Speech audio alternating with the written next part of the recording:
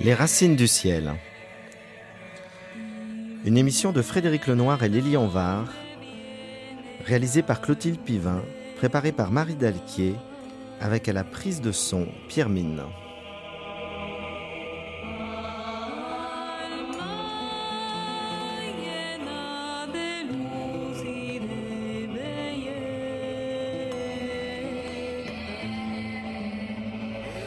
Aujourd'hui, nous recevons Mathieu Ricard pour parler de l'altruisme envers les animaux. Bonjour Mathieu. Bonjour. Bonjour Lélie. Bonjour à tous les deux. C'est une joie de vous recevoir à nouveau aux Racines du Ciel, Mathieu Ricard. Vous avez commencé, il faut quand même vous présenter, même si d'une certaine façon tout le monde vous connaît, mais enfin, il faut quand même passer par ce passage obligé de la présentation, qui est quand même important pour comprendre votre livre, puisque en fait au départ vous avez une formation en biologie moléculaire, donc vous êtes au départ par formation, par goût aussi, un scientifique, et puis après vous avez rencontré le bouddhisme et vous êtes devenu moine bouddhiste, et cela dure depuis 40 ans, et c'est parti pour durer encore très longtemps, j'espère. Vous êtes internationalement reconnu, en fait, pour vos travaux, aussi parce que vous êtes l'interprète du Dalai Lama et son traducteur. Vous vivez essentiellement au Népal, je crois, bien que vous voyagez beaucoup, et vous vous consacrez surtout à de très nombreux projets humanitaires dans le cadre de l'association Karuna Schlechen. Vous êtes aussi l'auteur de nombreux ouvrages qui sont devenus des best-sellers. Et l'année dernière, nous vous avons reçu pour un ouvrage qui traitait de l'altruisme. Maintenant, vous revenez pour nous parler de l'altruisme, mais l'altruisme envers les animaux. Car pensez-vous, l'autre, ce n'est pas seulement l'autre, notre frère humain, mais aussi les animaux dans leur ensemble. Ce travail sur les animaux, initialement, devait faire partie du travail plus général sur l'altruisme. Mais vu la taille du premier livre et le temps que j'y ai passé, 5 ans, finalement, je me suis dit que ça valait la peine de traiter ça séparément. Mais séparément, pas sur le fond, parce que la bienveillance, a priori, pourquoi lui assigner des limites? C'est un peu comme si on demandait, on s'imaginait que le soleil brillerait mieux s'il ne brillait que sur certains endroits, certains pays, et en fait, il brillerait moins bien pour tout le monde. Donc, laisser de côté les animaux par rapport à notre bienveillance, ce n'est pas mieux aimer les hommes, tout au contraire. Alors, on voit dans l'histoire occidentale que finalement, on est parti d'un altruisme qui se limitait à son clan, sa tribu, sa cité même. Puis les autres êtres humains sont des barbares, ou on peut en faire des esclaves. Et puis on est passé progressivement à une notion beaucoup plus d'humanisme universel. C'est toute une longue histoire qui peut-être n'a pas eu lieu du tout en Orient, mais enfin en Occident, il a fallu passer par là. Et effectivement, on voit que le dernier stade qui reste, c'est celui des animaux.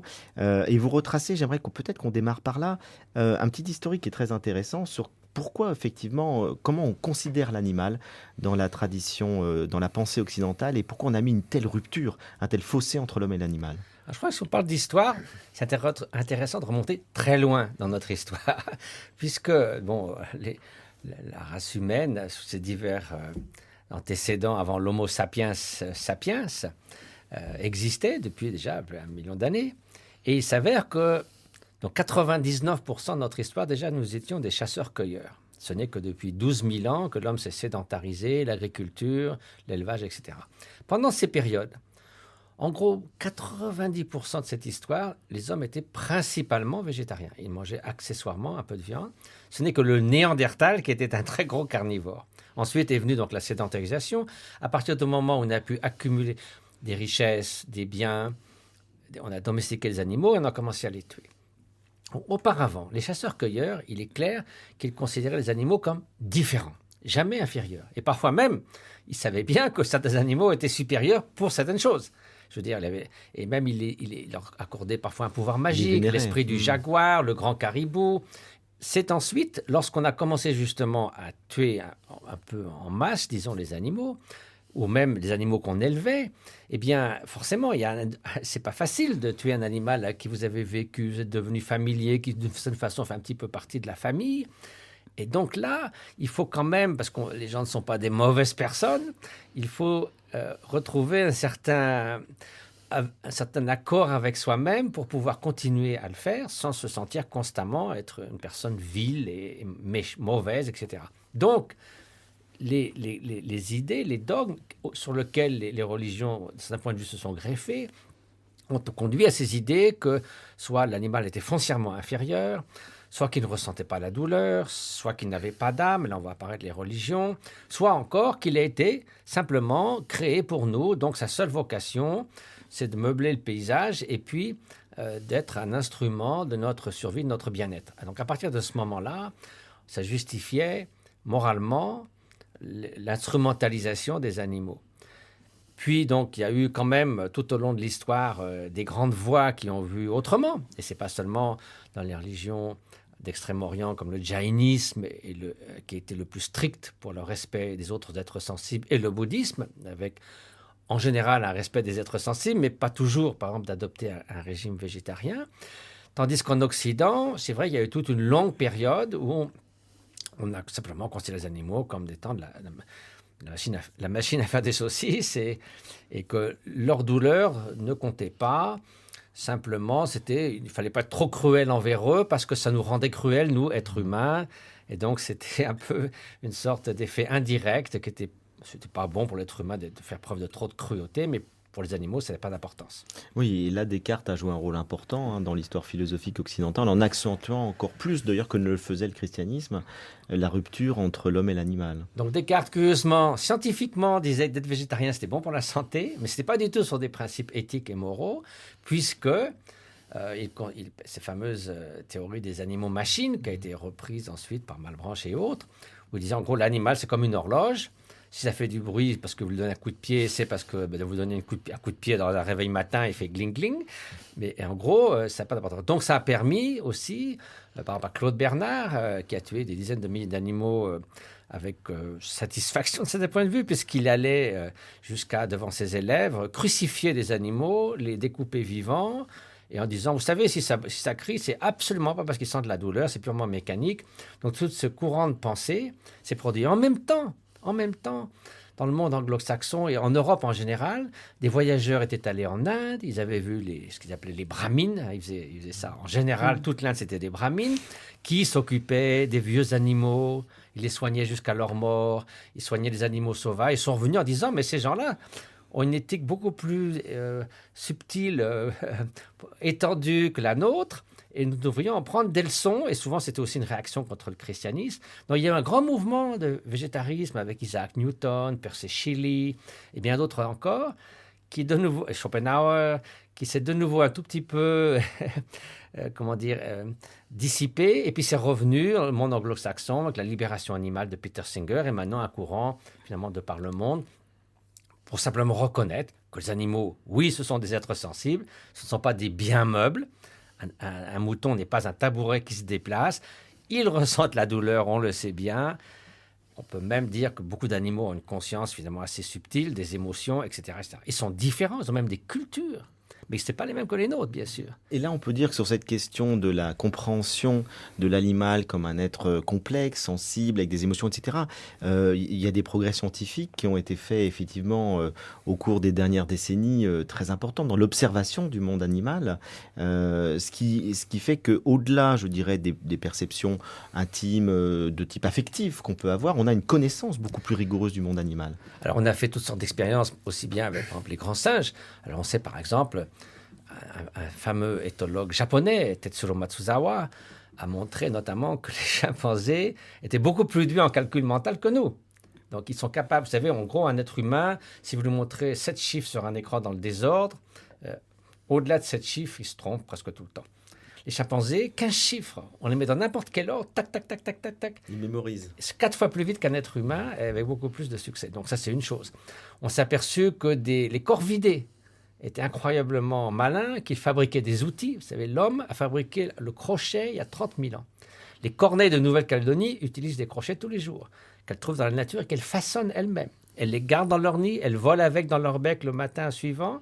Et en laboratoire, elles ont improvisé l'utilisation d'outils, notamment de prendre un petit caillou dans leur bec pour le mettre dans un tube, pour déclencher un mécanisme qui donne une cacahuète, qu'elle n'avait jamais utilisé dans la nature. En quelques secondes, elle regarde à droite, à gauche, elle trouve ce nouvel outil et s'en sert. Donc, il y a aussi les émotions, il y a le langage des baleines qui chantent pendant 20 minutes de façon ininterrompue. Ce chant s'apprend au travers de dizaines de milliers de kilomètres. Il change, il y a des cultures où les tubes des chants des baleines changent tous les 2-3 ans. C'est un mode fortuit. Il y a tellement de choses dans qu'on pourrait appeler la culture animale qui sont différentes. Je ne suis pas certaine, personnellement, que le fait de nous dire que les chimpanzés ont une créativité ou que les corneilles utilisent, etc., c'est passionnant à écouter. Mais je ne suis pas sûre que ce soit l'argument, pour moi en tout cas, le plus convaincant pour cette affaire d'empathie, en fait, d'entrer en empathie avec le monde animal. Parce que, après tout, on peut toujours arguer de toutes sortes de choses. Et d'ailleurs, Descartes n'en disconvient pas. Il dit les animaux ont aussi une forme ils peuvent créer, etc. C'est beaucoup plus subtil, finalement, chez Descartes, cette affaire. Mais enfin, ça, c'est pas... Passons. Je voudrais que vous nous disiez, peut-être avec plus de précision, en quoi, finalement, c'est une forme, c'est ce qu'on attribue comme dimension spirituelle à l'existence des animaux, qui est quand même au cœur de votre argument, même si vous ne le développez pas tant que ça dans votre livre. Vous parlez beaucoup d'affaires scientifiques, de l'éthologie, de tous ces progrès qui ont été faits. Je ne disconviens pas que ça nous montre quelque chose. Mais bien avant ça, je crois qu'aucun grand spirituel n'aurait fait du mal, de la cruauté envers un animal, parce que il y a quelque chose quelque chose qui est de l'ordre du spirituel. Et c'est ça dont je voudrais que vous nous parliez. C'est-à-dire, qu'est-ce que c'est que l'âme, par exemple? Est-ce que les animaux ont une âme? Que nous dit le monde spirituel de ça?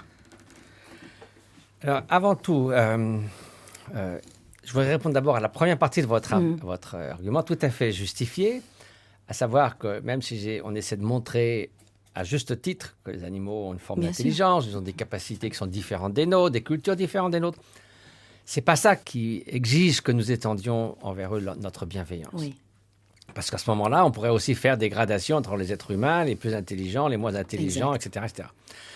Ce qui compte, et ça je crois, tous les grands penseurs, que ce soit bouddhistes, jaïnistes ou même les philosophes d'Occident, comme Jérémy Bentham, il a dit c'est pas leur intelligence, c'est pas leur pilosité, c'est pas s'ils ont une queue ou des cornes ou n'en ont pas, souffrent-ils ou non? Voilà. Et aussi bien, à mon avis, pour des penseurs éclairés en Occident, il y en a eu beaucoup, entre Pythagore, Ovide et les autres, Plutarque, et la spiritualité bouddhiste que je représente humblement ici. L'idée fondamentale, c'est qu'aucun être sensible qui sait faire la différence entre le bien-être et la souffrance, qui aspire à préserver son intégrité physique et mentale, souhaite échapper à la souffrance, c'est, si on résumait l'ensemble des déclarations de tous les droits humains, animaux, etc., c'est en fait le droit fondamental de ne pas souffrir ou de ne pas être qu'on ne vous inflige pas une souffrance sans aucune raison qui n'a moindre sens. Donc ça, c'est le critère. Et donc, éviter à tout prix, on ne peut pas moralement infliger à des êtres une souffrance qui n'est pas nécessaire, et notamment la mort. Donc ça, c'est clair.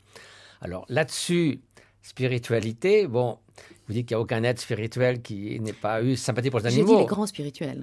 Alors, Saint François d'Assise, pour sûr. Voilà, entendons-nous sur les grands. Enfin, il y a quand même eu des théologiens immenses qui ont dit et qui ont confirmé, comme saint Thomas d'Aquin, saint Augustin, que les animaux, en fait, leur souffrance en elle-même n'était pas importante. Bon, ceci dit, franchement, en ce qui concerne ce livre, moi, c'est ce critère de la souffrance qui est, pour moi, le principal, d'où le remède, la bienveillance. Alors, du point de vue du bouddhisme, bien sûr, le bouddhisme a une position très claire là-dessus, à savoir que tous les êtres sensibles, on ne parle pas d'âme, mais d'êtres animés, c'est-à-dire qui ont cette faculté de distinguer entre le bien-être et la souffrance. Donc une conscience, un flot de conscience. La flot de conscience permet d'être conscient de quelque chose, notamment, est-ce que je souffre ou non? Pour le bouddhisme, la racine ou la nature fondamentale de cette conscience, c'est ce qu'on appelle la nature de Bouddha, c'est-à-dire c'est la conscience libre de toute forme d'ignorance, de toute forme de haine, de toute forme d'avidité, de désir aliénant, de toute forme d'arrogance, de toute forme de jalousie, dans tout ce qu'on appelle les toxines mentales, dont le premier est l'ignorance, c'est-à-dire la distorsion de la réalité. Donc, sans aller en grand détail, ce n'est pas seulement un manque d'information. la distorsion de la réalité, comme de ne pas connaître le bottin téléphonique par cœur. C'est une sorte de distorsion de la réalité dans le sens qu'on prend pour permanent ce qui est impermanent, pour des entités autonomes, unitaires, ce qui est interdépendant. Donc ça réfute aussi l'idée d'un moi personnel qui voyagerait au long d'un flot de conscience, etc., etc. Donc pour le bouddhisme, tous les êtres sensibles, animaux y compris, ont cette nature fondamentale. Simplement, leur obstacle à eux, c'est qu'ils n'ont pas l'ensemble des facultés intellectuelles qui leur permettent de s'engager sur un chemin de libération de la souffrance en travaillant peu à peu sur d'abord ces toxines mentales, ensuite sur l'ignorance fondamentale quant à l'appréciation de la réalité. Donc ça, les animaux n'ont pas ce potentiel et de ce fait, ils ne peuvent pas l'actualiser.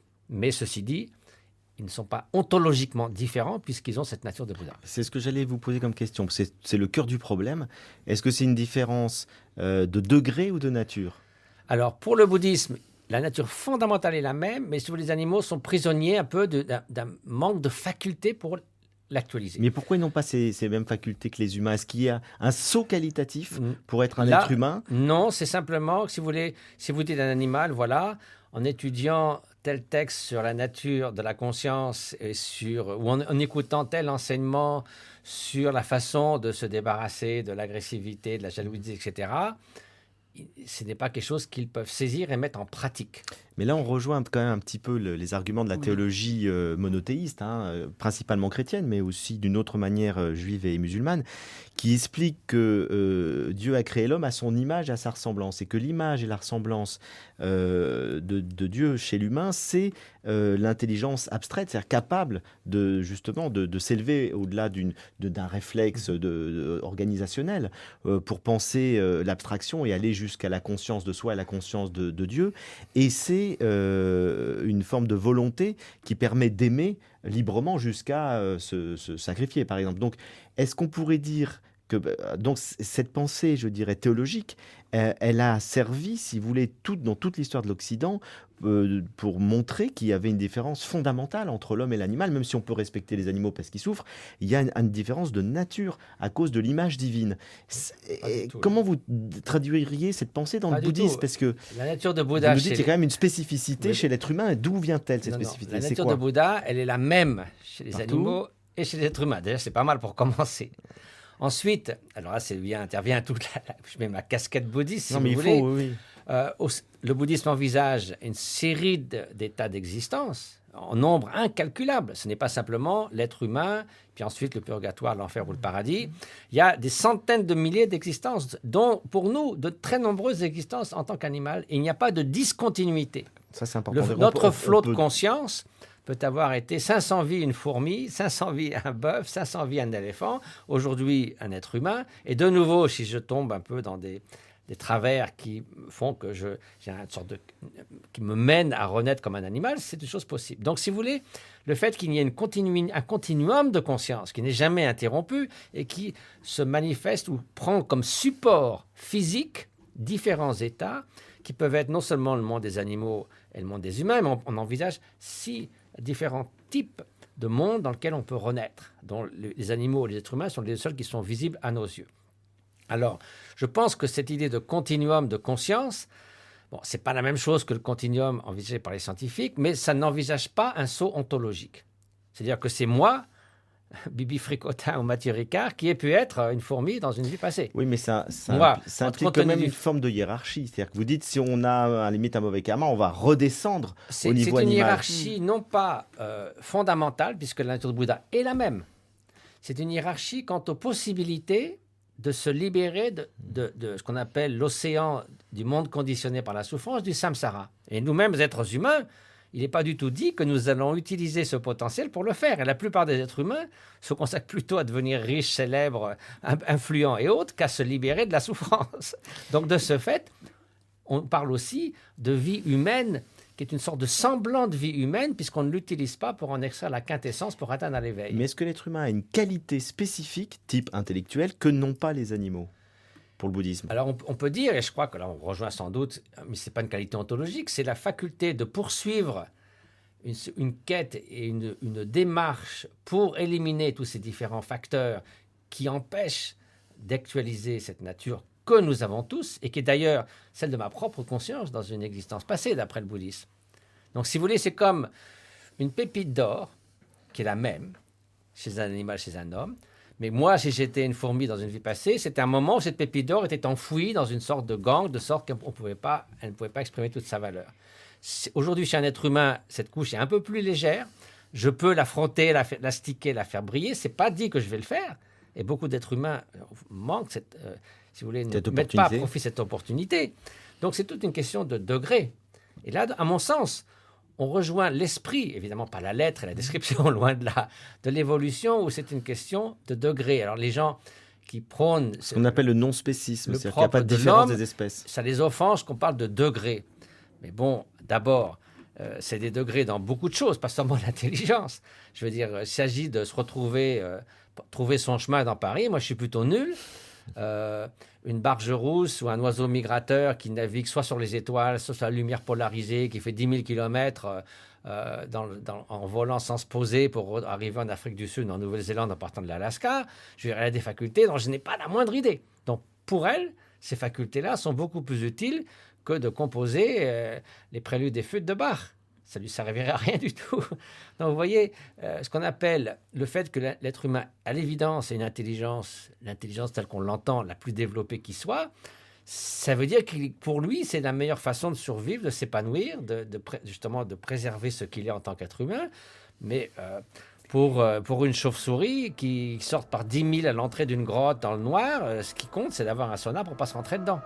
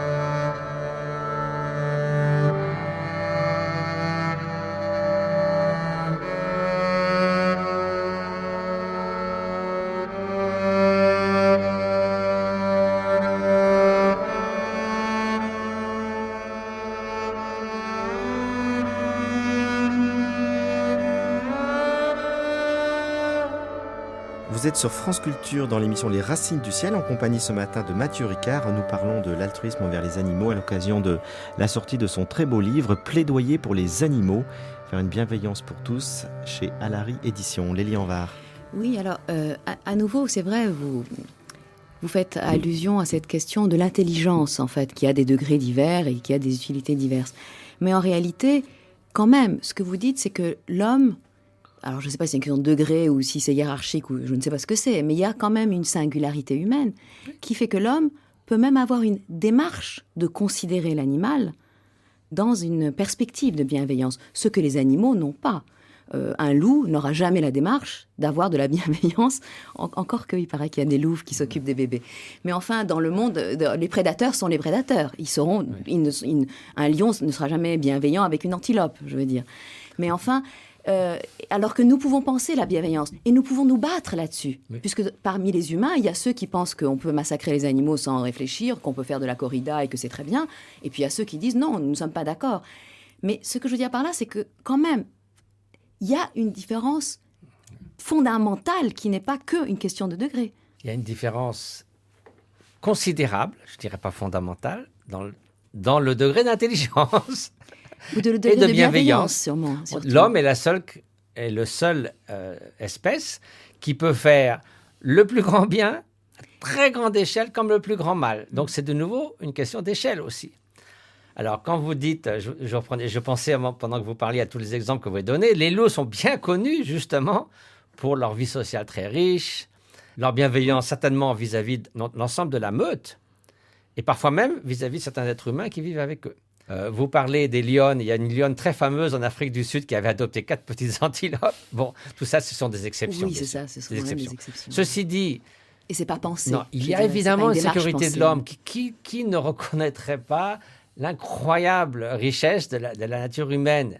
C'est pas la question. Et c'est exact que ceux qui reprochent au spécisme, ils disent, mais oui, vous dites qu'il ne faut pas être spéciste, mais l'homme serait le seul qui aurait le devoir de ne pas être spéciste, parce que les animaux ne peuvent pas l'être. Peut-être expliquons à nos auditeurs ce que c'est le spécisme. Alors le spécisme, c'est de dire que nous avons des droits particuliers, notamment d'utiliser des animaux en fonction de leur espèce. C'est-à-dire que si ce n'est pas l'espèce humaine, eh bien, en gros, il y a une supériorité ontologique qui fait qu'on peut faire ce qu'on veut avec les autres espèces. Mais c'est aussi un spécisme entre animaux.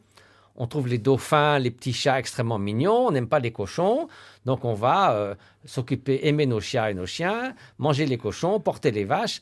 Donc, si vous voulez, c'est faire des distinctions purement sur leur aspect, sur leur espèce. Alors, c'est tout à fait vrai que la spécificité de l'homme est une intelligence, une créativité, une richesse émotionnelle qui, bien qu'on en trouve les précurseurs, parce qu'ils n'avaient pas de précurseurs, nous ne les aurions pas, parce que des millions d'années d'évolution, ça ne vous tombe pas du ciel. Si c'est utile à notre survie aujourd'hui, ça a été aussi utile à d'autres animaux sous des formes peut-être différentes ou peut-être moins sophistiquées. Ça, c'est vrai. Ceci dit, effectivement, nous disposons, grâce à cette intelligence, d'un outil extrêmement puissant qu'aucun autre animal, dont un animal ne jouit. Un outil peut être toujours utilisé pour construire ou pour détruire. Et c'est la motivation qui va faire la différence. Est-ce que vous avez utilisé cet outil pour construire, ou pour détruire, pour faire du bien ou pour faire du mal? Donc, le fait que nous ayons cette intelligence, effectivement, nous donne la possibilité de prendre soin non seulement de ceux qui ne sont pas nos enfants, les personnes vulnérables dont nous avons la responsabilité, les personnes âgées, mais aussi d'étendre le cercle de notre altruisme à d'autres personnes qui vivent à l'autre bout du monde, de se préoccuper des réfugiés au Soudan et de faire quelque chose pour remédier à leur souffrance. Mais aussi, justement, de se dire, voilà, vous avez d'autres êtres sensibles qui souffrent. La souffrance est ce qu'elle est. Elle est indésirable dans toutes les conditions. Il ne s'agit pas de choisir, aider soit les animaux, soit les êtres humains, ce qui est absurde. Mais si l'on peut aider les deux, pourquoi pas? Vous avez parlé de l'évolution en Occident, du fait que les animaux, on s'est mis à les traiter mal, parce que finalement, du coup, on les a éloignés de soi pour pouvoir les traiter mal, sinon c'est un peu compliqué à gérer émotionnellement. Et en même temps, dans le même temps, c'est l'Occident qui a inventé l'idée d'animal de compagnie et de vivre avec ses chiens et d'avoir un excès d'amour. Et vous dénoncez aussi cela comme étant une utilisation, une objectivation en fait de l'animal et d'en faire un objet de son divertissement pour servir. Je ne crois pas avoir dénoncé cela. Je fais état d'études qui montrent qu'on les traite effectivement souvent un petit peu comme on traiterait des enfants, ce qui est intéressant et ce qui correspond à ce qu'on voit. Non, je crois que c'est très bien. On sait que les animaux de compagnie, pour les personnes âgées, pour les prisonniers, par exemple, diminue la violence et les maladies. Pour les personnes qui sont dans des maisons de retraite, ça les aide à justement avoir moins de difficultés. Donc, c'est une bonne chose de partager la vie. Oui, non, ce que je veux dire, c'est que le paradoxe, c'est qu'en même temps qu'on crée les abattoirs, ah bah oui. Je veux dire, au 19e siècle, c'est le moment où toutes les dames ont leurs petits chiens de compagnie. Je ne parle pas évidemment de l'utilité des chiens par ailleurs. Je veux dire par là que c'est étrange ce paradoxe de tuer les animaux à une échelle massive et d'avoir des animaux, d'inventer le concept d'animal de compagnie pour le divertissement. C'est plus qu'un paradoxe. Certains ont dit que c'était même une sorte de schizophrénie parce que nous fonctionnons avec une éthique complètement à deux vitesses. Donc, encore une fois, on aime nos chiens, on mange les porcs et on porte les vaches.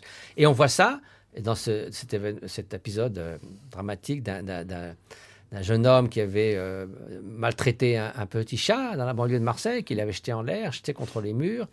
Et puis, c'était filmé. Donc, la France était indignée. Hein. Il y avait eu des réseaux sociaux, on l'avait retrouvé, il était condamné. Et pendant le même jour, 500 000 animaux étaient tués dans des conditions atroces dans les abattoirs. Et du coup, personne n'en pipait mot. Et la conclusion la plus tragique, je viens de l'entendre récemment, cet homme a continué à être persécuté par les réseaux sociaux, il s'est suicidé. Donc vous voyez, là, tout le monde y perd. C'est une question d'abord de sensiblerie, ensuite de hargne.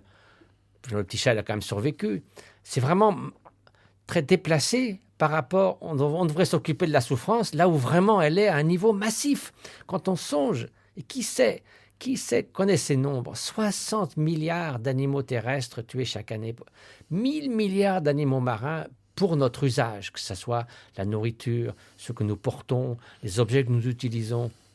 C'est ça dont il faut se préoccuper. Alors, au-delà du nombre, parce qu'on pourrait dire c'est parce qu'il y a de plus en plus d'humains à nourrir, et donc au-delà du nombre, vous dénoncez très clairement aussi, évidemment, la souffrance qui est infligée dans les abattoirs. Et là, je pense qu'il faudrait dire un petit mot pour qu'on sache ce qui se passe exactement dans les abattoirs, de la manière dont les animaux sont abattus. Qu'est-ce que vous pensez des abattages rituels à la les cachères, dans lesquels on n'étourdit pas les animaux? Est-ce que par ailleurs, le fait d'étourdir les animaux, ça leur enlève réellement la souffrance?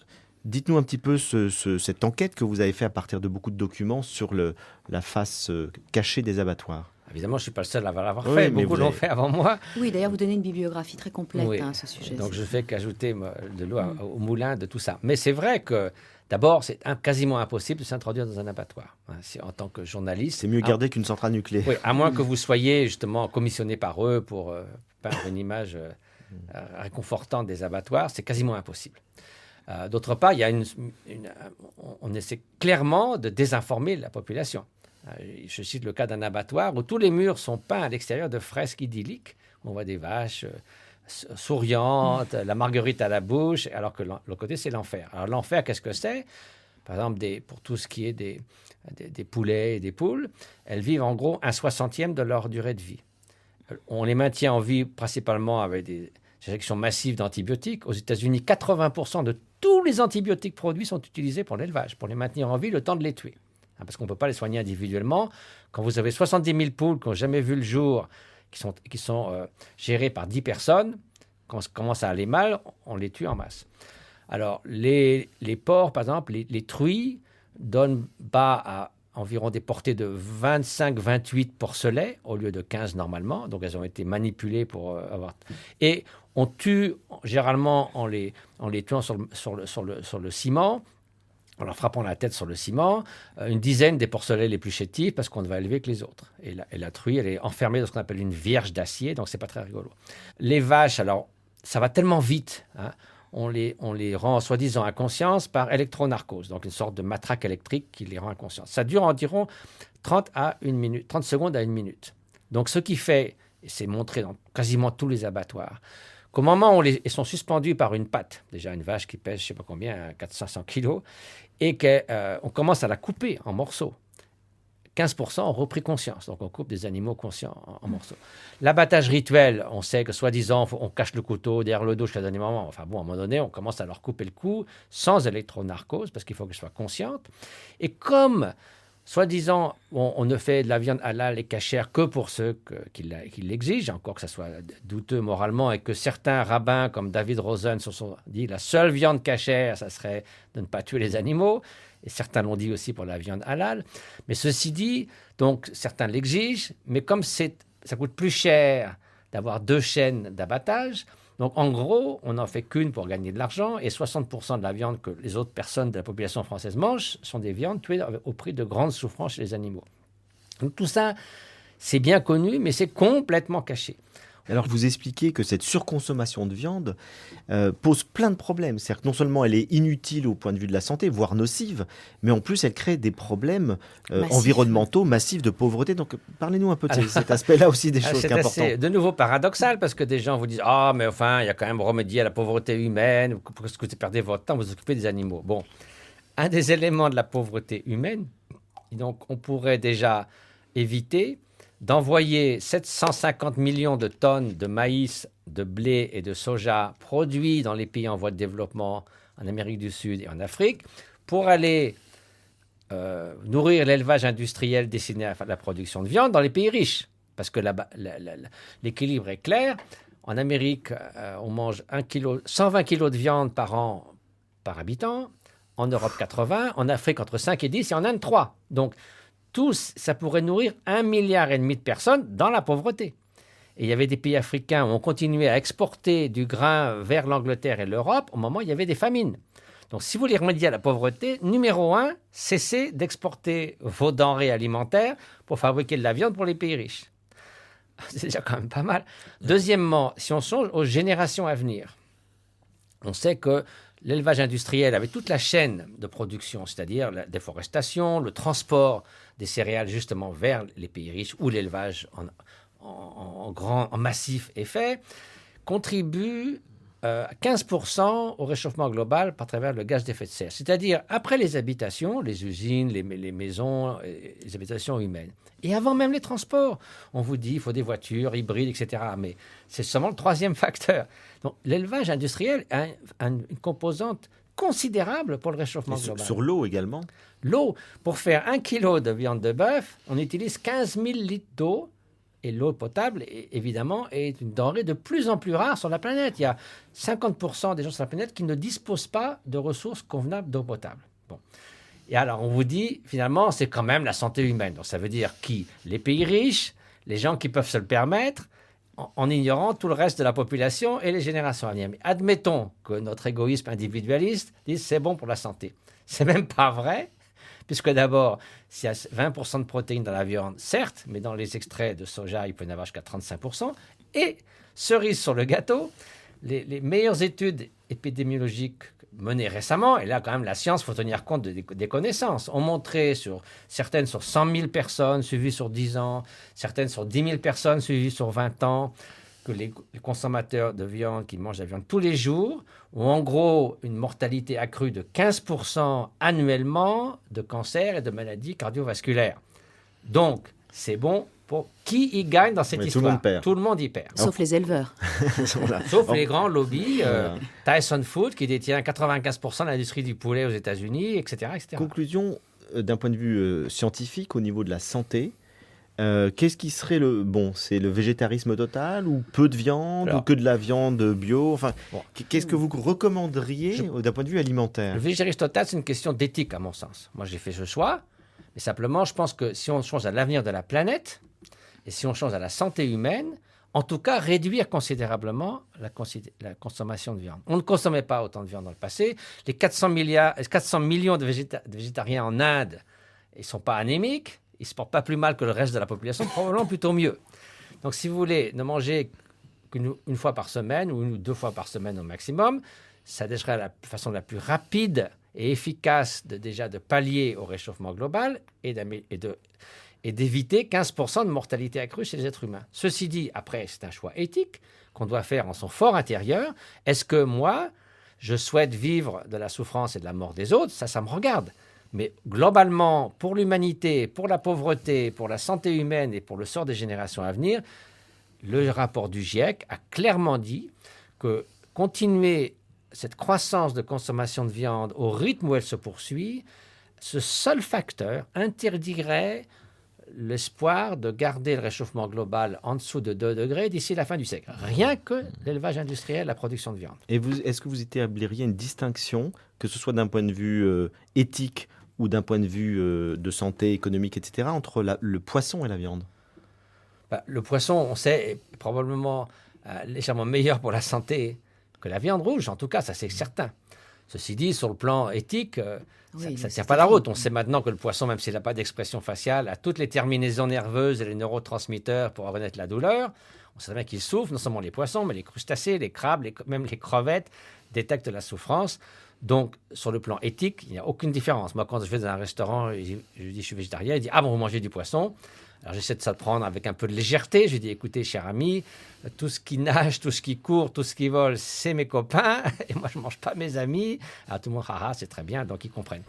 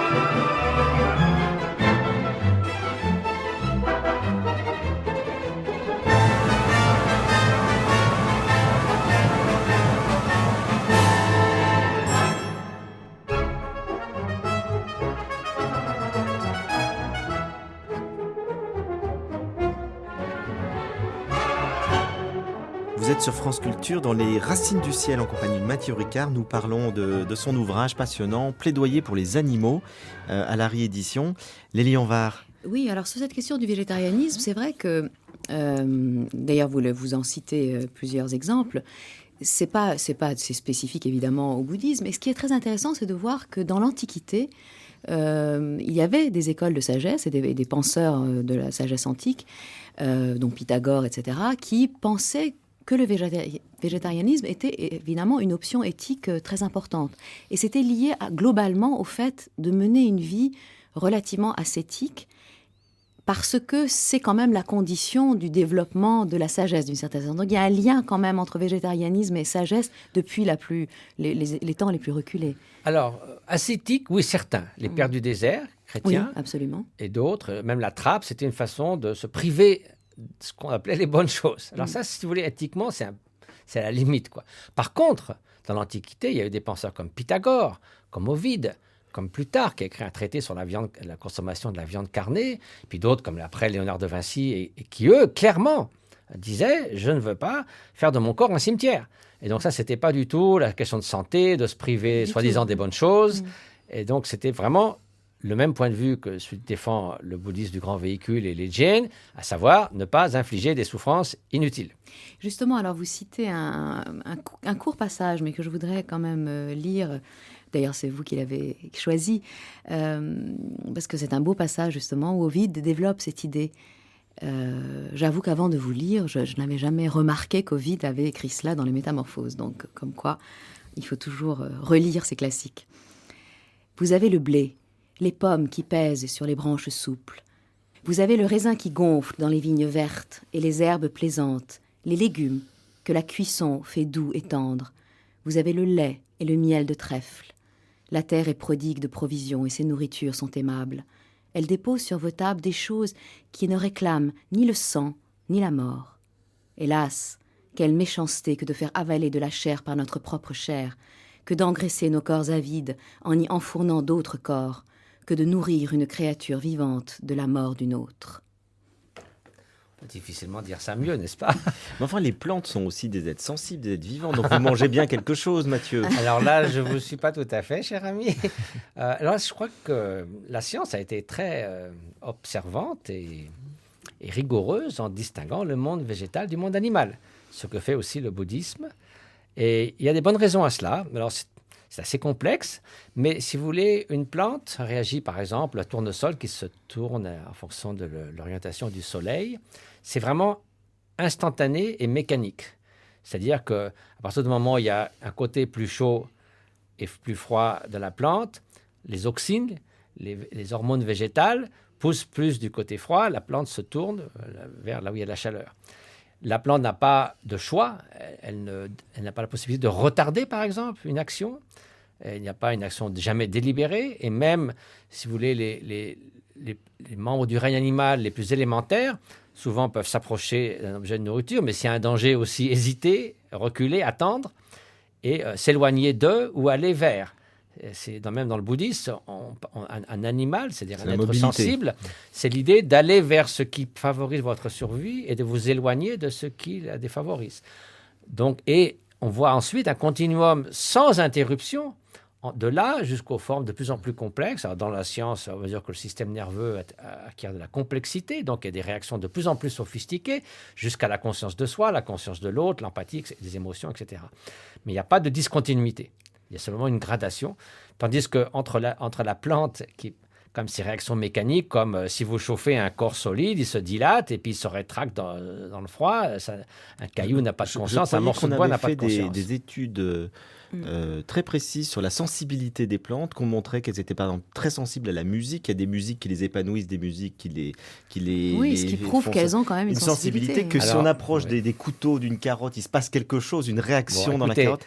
Mon esprit scientifique reprend le dessus. Vous savez, quand on dit prouver, une étude scientifique bien menée, donc il n'y en a pas eu à votre connaissance. Avec une reproductibilité faite dans des conditions, avec un groupe de contrôle, un témoin parfait, bien fait, c'est assez rare. C'est ça qui distingue la bonne science de la mauvaise science. Franchement, à ma connaissance, il n'y a aucune étude scientifique, disons, fiable, qui ait jamais mis ce genre de choses en Qui évidence. éprouvait la sensibilité des Jusqu'à plantes maintenant, et non. leur sensibilité à la souffrance. Et est-ce que ça contredit pas quand même ce que vous disiez tout à l'heure dans le bouddhisme, la continuité qui existe dans le vivant. monde végétal, animal et humain, qui fait Alors, qu'on pourrait se réincarner en plante? Absolument pas. Dans le bouddhisme, alors debout, je remets ma casquette bouddhiste, le Bouddha lui-même, donc, alors c'est pas une déclaration scientifique, mais d'après si vous voulez, la vision, la clairvoyance du Bouddha a dit que les membres du règne animal ont cette conscience et cette nature de Bouddha, et les plantes ne l'ont pas. Ça, il a D'accord. dit très clairement. En se distinguant de l'hindouisme, alors, sur ce point-là. Puisqu'il y a des courants de l'hindouisme qui considèrent qu'on peut Il y a des s'incarner courants d'hindouisme comme les Bishnoi qui respectent les plantes. Alors, respecter, c'est différent. Quand le Dalai Lama parle de non-violence vis-à-vis des êtres humains, non-violence vis-à-vis des animaux et non-violence vis-à-vis de l'environnement, il étend cette notion de bienveillance à l'environnement, non pas parce qu'une pierre, ça fait une différence si vous lui donnez un coup de pied ou pas de coup de pied, mais parce que le respect de l'environnement favorise, si vous voulez, l'harmonie et la survie des animaux et des êtres humains. Donc c'est dans ce sens que ne pas faire violence à l'environnement, c'est aussi préserver l'ensemble de la biosphère, etc. Mais c'est dans ce sens uniquement. Ce n'est pas que les arbres, la terre, les cailloux, etc. souffrent ou ne souffrent pas. Alors je voudrais en revenir sur la question post-mortem, parce que beaucoup de gens se posent la question, qu'est-ce que deviennent nos animaux de compagnie? Là on en revient plutôt aux animaux de compagnie qui nous intéressent plus que les vaches, évidemment, dans la proximité affective que nous avons. Et combien de fois j'ai entendu la question d'enfants, de gens en disant, mais qu'est-ce que devient mon chien, mon chat, auquel je suis extrêmement attaché, comme on s'attache à des êtres humains, parce qu'ils sont là tous les jours avec nous. Dans le christianisme, la réponse est assez dure, puisque la théologie chrétienne classique, après il y a des courants marginaux, mais la théologie chrétienne classique considère qu'il y a l'homme est tripartite, il y a le corps, il y a l'âme en tant que psyché, puis il y a l'esprit qui est la fine pointe de l'âme, qui est divine et qui, elle seule, va pouvoir continuer son chemin dans l'au-delà pour rencontrer Dieu, parce qu'elle est créée à l'image de Dieu, mais que cet esprit n'existant pas dans le monde animal, il n'y a qu'une âme collective des animaux qui rejoint l'espèce, qui fait que l'animal n'existe pas en tant qu'individu, et donc sa conscience ne va pas continuer d'exister après sa mort. Qu'est-ce que dit précisément le bouddhisme? Alors, le bouddhisme dit d'abord qu'il n'y a pas d'entité personnelle, c'est un moi, un ego, une âme ou un atman qui migrerait au long de ce flot de conscience. Donc, pour vous donner une idée, si le flot de conscience dynamique serait comme les flots de la Seine ou du Gange, il n'y a pas une petite barque ou une petite tête qui nagerait dans du Gange, disant, le Gange, c'est moi. Donc, si vous voulez, il n'y a pas cette entité autonome, unitaire, qui serait le soi, le moi, tout ce qu'on appelle. Donc, il y a simplement un flot dynamique de conscience, instant après instant.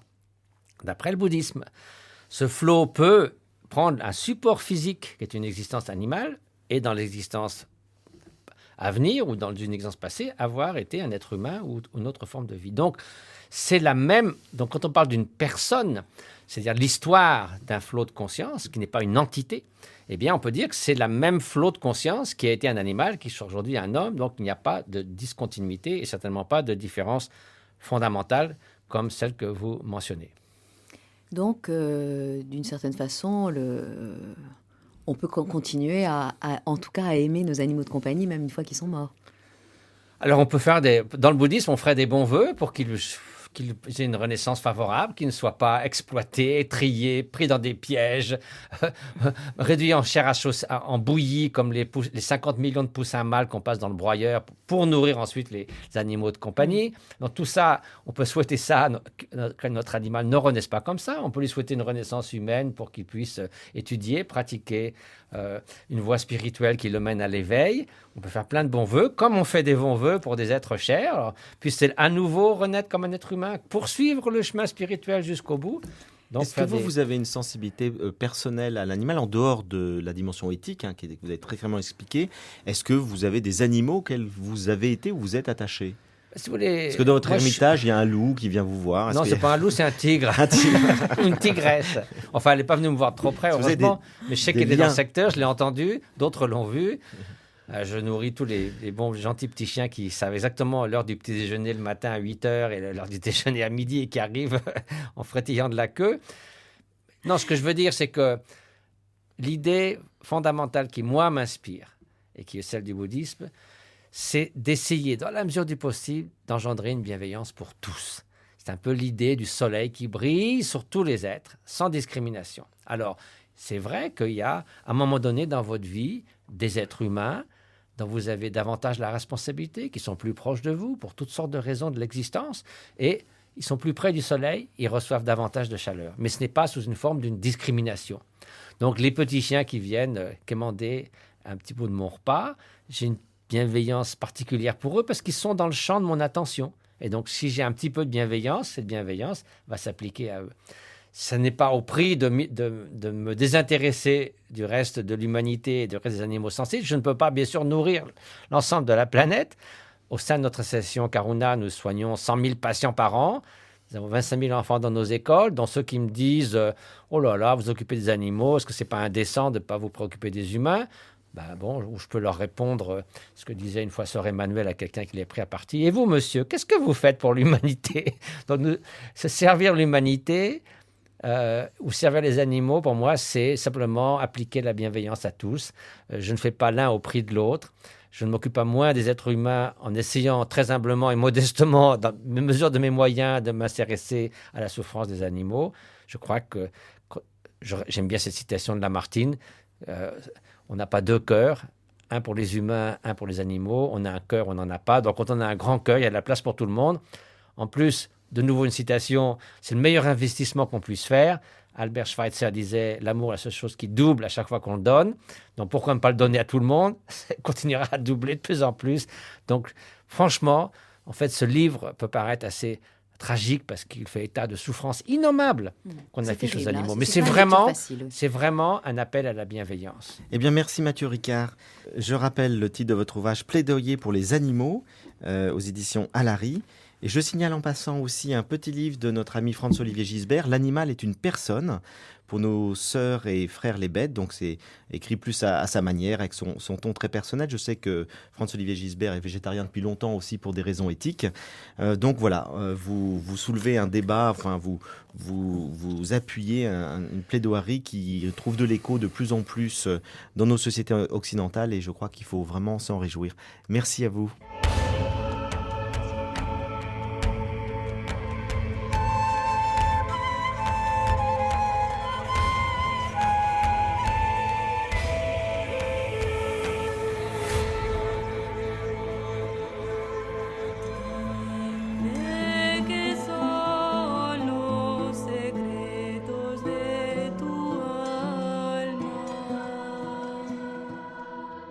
C'était Les Racines du ciel, une émission de Frédéric Lenoir et Lélie Anvar. Je rappelle que cette émission est podcastable pendant 1 an et réécoutable pendant 1000 jours. Très bon dimanche à tous.